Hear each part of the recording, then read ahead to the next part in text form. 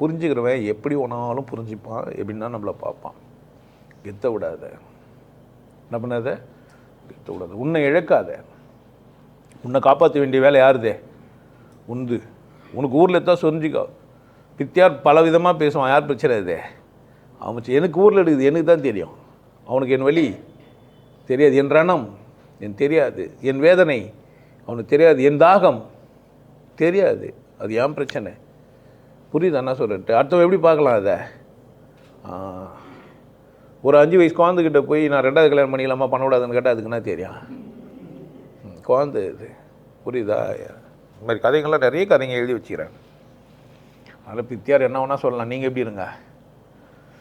ஆனால் நானும் சொல்லுவேன் திமிராக இருக்காதுன்ட்டு. திமிர்னா என்ன? அடுத்தவங்களை சரி தப்பு சொன்னேன்னா திமிரு. திமிர்னா என்ன? அப்போ உனக்கு திமிர் இல்லையா? அடுத்தவங்களை சரி தப்பு பண்ணால் அடுத்தவங்களை சரி தப்பு சொல்கிறது என் வேலை இல்லை. இப்போ விஜய் எப்படிங்கிறாரு, ஜக்கிவாசுதேவ் எப்படிங்கிறாரு, அது என் வேலை இல்லை. அப்போ ஏன் சொல்கிறேன்னா, அவங்க விளம்பரமானவங்களாக இருக்கிறாங்க, அவங்கள சொல்லி உனக்கு புரிய வைக்கலாம். சில பொம்மை வச்சு சாமி கும்பிட்றது கடவுள் கும்பிட்றதா ஆகாது. கரெக்டு தானே? அதுக்குன்ட்டு சில இதில் நிகரற்றதுன்னு சொல்லிவிட்டு இஷ்டத்துக்கு சூத்த முறத்தும் என்ன கிடையாது, தர்மமாக ஆகாது. பொம்மையெல்லாம் தமாசா வச்சுன்னு கும்பிட்டா என்ன பிரச்சனை? ஜாலியாக இருக்குது. கூட்டிக்கிறாங்க, பொம்மை வச்சுருக்கோம். குழந்தைங்களாம் சொப்பாட்டெல்லாம் இது தானே. தலைகாலில் ரிப்பன் கட்டாக்கா தலை தனியாகிடும், உடம்பு தனியாகிடும்.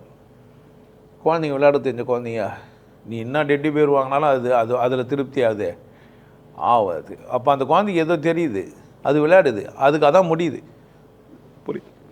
முட்டாள்னு நீ சொல்ல முடியாது. அதனால் அடுத்தவங்களை சரி தப்பு சொல்கிறது நம்ம வேலை இல்லை. ஜாலிக்காக சும்மா ஃபன்னுக்காக பேசிக்கலாம். ஆனால் அது அழுத்தமாக எடுத்துன்னு போவேன் கூடாது. நான் யார் வீட்டுக்கு அதையும் தட்டி சொல்கிறதே இல்லை. கடவுள் ஒன்று மரியாதையாக ஒன்று கும்பிடுங்க நான் சொல்கிறதே இல்லை. ஒரு விஷயம் நீ புரிஞ்சா கேள்வி என்ன பண்ணாத கேட்குது. இப்போ கூட சச்சாங்க சொல்கிறேன், இப்போ கூட உனக்கு பிடியில ஏது போயிடுன்றேன். அதுன்னு பேசினே இருக்கிறேன். உனக்கு பிடியில என்ன பண்ணேன்? போயிட்டு பிடிச்சிருந்தா என்னப்பாண்ணே, பிடிச்சிதான் மற்றவங்களுக்கு சொல்லு, இல்லைன்னா பண்ணாத, சொல்லாது. ஆனால் நான் சொல்கிறேன், பிறந்தா செத்துருவோம். சாகிறதுக்கு முன்னாடி உண்மையை தெரிஞ்சுக்கிறதுக்கு சந்தர்ப்பம் மனுஷனுக்கு மட்டும்தான். இந்த உலகத்திலேயே ரொம்ப விசேஷமானவன் நீ தான்.